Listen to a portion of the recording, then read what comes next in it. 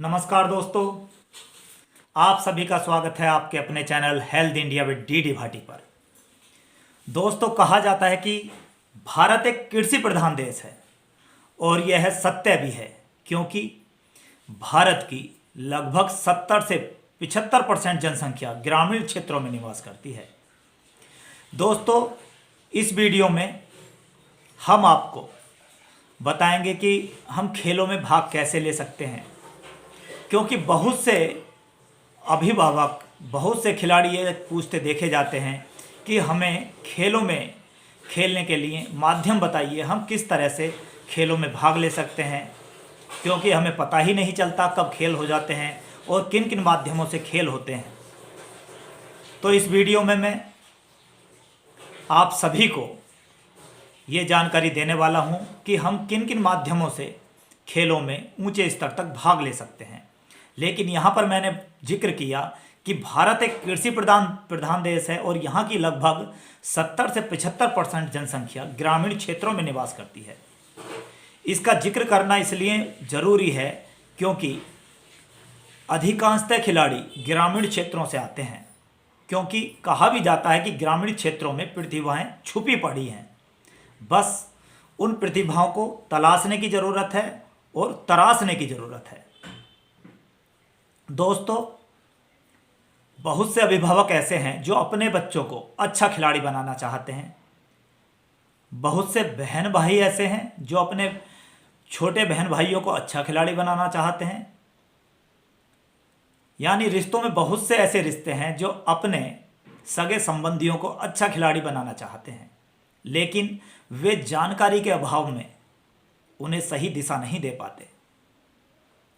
दोस्तों, हम भी ग्रामीण क्षेत्र से हैं और बहुत ही इंटीरियर इलाके से भी हैं। जब कभी हम कुश्ती के बारे में सुनते थे तो सिर्फ हमारे ग्रामीण क्षेत्र में ये सत्य है, ये नहीं पता था कि कुश्ती गद्दों पर भी होती हैं। लेकिन हमें किसी ने बताया कि कुश्ती गद्दों पर भी होती हैं, मैट्स पर होती हैं। तो हमारी एक कल्पना थी, यानी कोरी कल्पना। हम सोचते थे गद्दे ऐसे होते होंगे, उन पे पहलवान गिरता होगा और नीचे तक गद्दे फ्लेक्सिबल होते होंगे, यानी उन गद्दों पर गिरकर चोट नहीं लगती होगी। लेकिन जब हमने गद्दों पर जाकर कुश्ती की तो वह कोरी कल्पना झूठ साबित हुई, क्योंकि गद्दे बड़े हार्ड होते हैं, फ्लेक्सिबल होते हैं, लेकिन इतने नहीं। अब तो अधिकांश लोग गद्दे देख चुके होंगे, लेकिन मैं दावे के साथ कह सकता हूं आज भी ग्रामीण क्षेत्रों में ऐसे ऐसे बच्चे हैं, ऐसे ऐसे अभिभावक हैं जो उन गद्दों को आज तक स्पर्श भी नहीं कर पाए होंगे। दोस्तों, कहने का मतलब यह है, ग्रामीण क्षेत्रों में प्रतिभाएं हैं, लेकिन उन्हें तलाशने की और तराशने की ज़रूरत है। तो मेरी ये वीडियो उन्हीं सभी ग्रामीण अंचल के बच्चों के लिए, छोटे छोटे कस्बों के बच्चों के लिए, खिलाड़ियों के लिए समर्पित है, ताकि वे खेलों में हाथ आजमाएं और आगे बढ़ें, क्योंकि उनके अंदर प्रतिभा है। ग्रामीण क्षेत्रों का खान पान बहुत अच्छा है, वे मजबूत कदकाठी के होते हैं, बीमारियां उनके पास आसानी से नहीं फटकती। तो दोस्तों, मैं आज की वीडियो में ऐसे माध्यम बता रहा हूं जिससे हम खेलों में ऊंचे पायदान पर पहुंच सकते हैं। लेकिन उससे पहले मैं आप सभी को यह जानकारी भी देना चाहता हूं, यदि खेलों में आगे बढ़ना है तो हमें प्रॉपर रूप से ट्रेनिंग करनी होगी, प्रैक्टिस करनी होगी, खिलाड़ियों को प्रैक्टिस देनी होगी। और वे प्रैक्टिस आप किसी एकेडमी में जाकर अपने बच्चों को दिला सकते हैं, किसी स्टेडियम में जाकर दिला सकते हैं, किसी क्लब में जाकर दिला सकते हैं। तरह तरह के माध्यम हो सकते हैं, या कहीं स्कूलों में, इंटर कॉलेज में या महाविद्यालयों में भी ट्रेनिंग चलती है, वहाँ भी किसी अच्छे प्रशिक्षक की देखरेख में बच्चों को प्रशिक्षित करा सकते हैं। लेकिन दोस्तों, मेरा इस वीडियो में सभी को, जो लोग ये जानना चाहते हैं कि हमारे बच्चे अच्छे तो हैं लेकिन उन्हें खेलने के मार्ग नहीं पता, तो मैं उनके लिए मार्ग प्रशस्त करना चाहता हूं। और वे मार्ग ऐसे हो सकते हैं, जैसे आप सभी की जानकारी के लिए बता दूं, स्कूलों में कक्षाओं के साथ साथ खेल संचालित किए जाते हैं। जैसे कक्षा 1 से 5 तक, कक्षा 6 से 8 तक, कक्षा 9 से 10 तक, कक्षा 10 से 12 तक, ये अलग अलग स्टेप वाइज खेल बांट दिए गए हैं। अलग अलग खेलों के लिए अलग अलग तरह के पैटर्न बनाए गए हैं। लेकिन सभी अभिभावकों से बता दूं, चाहे कोई भी विद्यालय हो, हिंदुस्तान के किसी भी गांव का, उत्तर प्रदेश के किसी भी गांव का, या किसी अन्य प्रदेश के किसी भी गांव का विद्यालय हो, चाहे प्राथमिक विद्यालय हो, चाहे जूनियर विद्यालय हो, चाहे जूनियर हाई स्कूल हो, चाहे यूनिवर्सिटी लेवल का हो, चाहे इंटरमीडिएट हो, सभी में खेल संचालित किए जाते हैं। जो कुश्ती खेलना चाहते हैं कुश्ती खेल सकते हैं, जो जूडो खेलना चाहते हैं जूडो खेल सकते हैं, जो एथलेटिक्स करना चाहते हैं एथलेटिक्स खेल सकते हैं। तो दोस्तों, सभी खेल इन विद्यालयों में संचालित किए जाते हैं और सरकार से अच्छा खासा बजट भी खेलों के लिए आता है। तो सभी उन बच्चों का, उन खिलाड़ियों का हक बनता है जो स्कूलों में अध्ययनरत हैं कि वे खेलों में भाग ले सकते हैं। यदि आपको जानकारी नहीं है तो आप वहाँ के फिजिकल टीचर से मालूम कर सकते हैं, उनके बारे में जानकारी ले सकते हैं कि खेलों में हम आगे कैसे जाएं। तो एक माध्यम तो हो गया स्कूलों से, विद्यालयों से, यूनिवर्सिटी से, यानी स्कूलों से खेल संचालित होते हैं। आप कक्षा के साथ साथ वेट वाइज भी होते हैं, एज वाइज भी होते हैं, उसमें आप वहाँ से भाग ले सकते हैं। यदि कोई विद्यालय वाला कहता है कि हमारे यहाँ खेल नहीं होते तो वे बिल्कुल झूठ कहते हैं। यदि आप वहाँ से सही जानकारी नहीं मिलती है तो आप किसी दूसरे विद्यालय वालों से संपर्क कर सकते हैं। यदि वहाँ से भी जानकारी नहीं मिलती है तो जिला स्तर पर बीएसए कार्यालय होता है, वहाँ से मालूम कर सकते हैं। यदि वहाँ से मालूम नहीं पड़ता है तो आप जो इंटर कॉलेज में पढ़ते हैं DIOS कार्यालय होता है, वहाँ से मालूम कर सकते हैं। सभी के पास शासन द्वारा पहले ही लिस्ट भेज दी जाती है कि जिले स्तर के खेल कब होंगे, यानी संकुल कब होगा, जिला स्तर कब होगा, मंडल कब होगा, स्टेट कब होगा, सारी जानकारी उसमें प्रॉपर तरीके से होती है।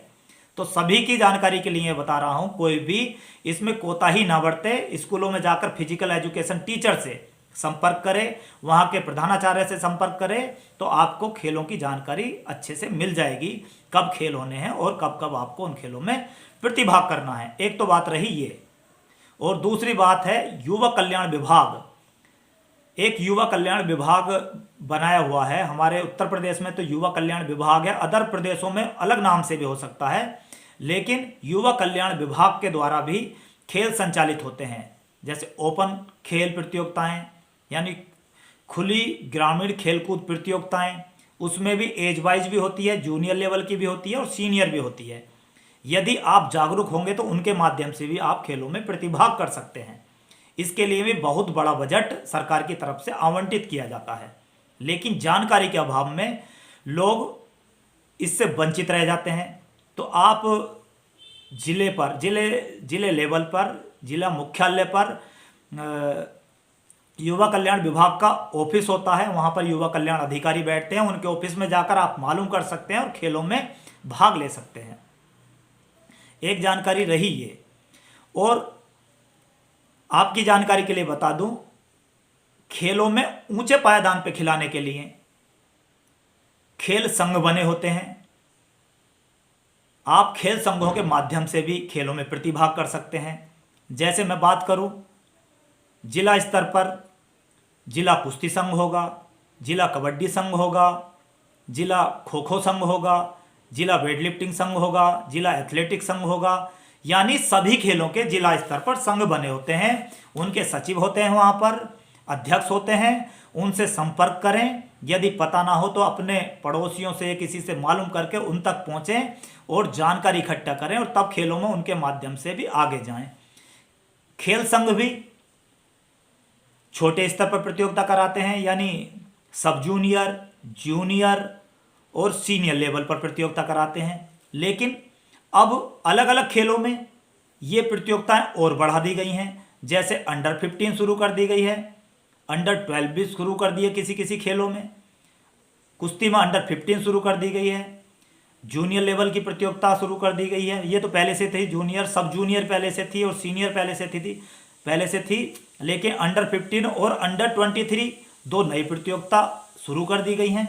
ऐसे ही यदि आप खेलों में आगे बढ़ना चाहते हैं तो खेल संघों से भी संपर्क कर सकते हैं और आगे की तरफ खेल सकते हैं।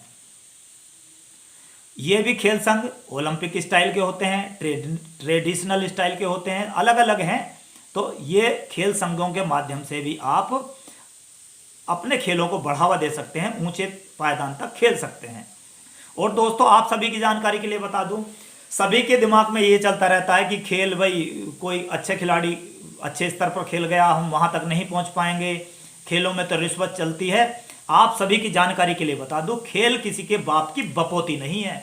यदि आपके अंदर दमखम है, यदि आपके अंदर दमखम है तो आप अच्छे स्तर तक खेल सकते हैं, अपने माँ बाप का नाम रोशन कर सकते हैं, अपने गांव का नाम रोशन कर सकते हैं, अपने जिले का नाम रोशन कर सकते हैं, अपने प्रदेश का नाम रोशन कर सकते हैं, अपने देश का नाम रोशन कर सकते हैं और तिरंगे झंडे की धूम पूरे विश्व में मचा सकते हैं।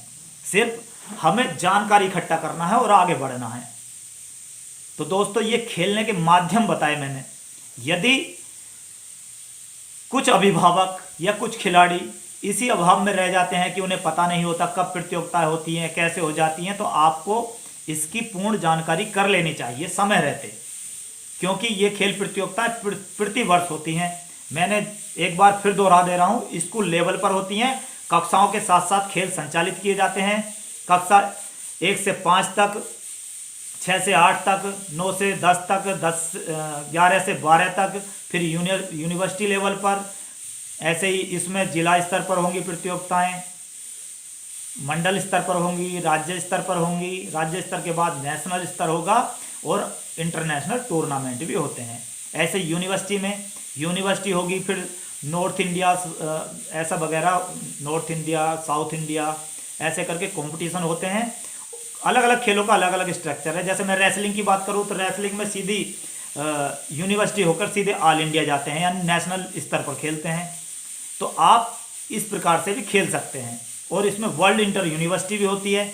तो खेलों के इतने माध्यम है, यदि आपके पास प्रतिभा है, आप खेलों में कुछ कर गुजरना चाहते हैं, तो खेल के ऐसे ऐसे माध्यम हैं जिनसे आप ऊपर तक जा सकते हैं। और एक बात मैं फिर आपको बता दूं कि खेल किसी के बाप की बपोती नहीं है। जो अच्छा होगा वह एक ना एक दिन चमकेगा जरूर। यदि कोई किसी के साथ बेईमानी करता है तो एक बार बेईमानी कर लेगा, 2 बार बेईमानी कर लेगा, हमेशा हमेशा कोई किसी के साथ बेईमानी नहीं करता। वैसे खेलों में पारदर्शिता होती है, बेईमानी होती भी नहीं है, लेकिन किसी के दिमाग में ये बात भी घर कर जाती है कि हमारे बच्चों के साथ बेईमानी हो जाती है, उन्हें ऐसा लगता है। लेकिन मैं आपको बता देना चाहता हूँ, यदि आपका बच्चा अच्छा है तो वह खेलों में अच्छा करेगा ही, उसे कोई नहीं रोक सकता। तो दोस्तों, आज की इस वीडियो में मैं बस इतना ही बताना चाहता था कि आप जो प्रतिभाएं हैं उन्हें तलाशिए, तलाश के तराशिए, तराश के अच्छे स्तर पर खिलाइए। मेरी सभी उन नए खिलाड़ियों को, उन अभिभावकों को शुभकामनाएं हैं कि वे अपने बच्चों को खेलों में आगे बढ़ाएं। जय हिंद, जय भारत।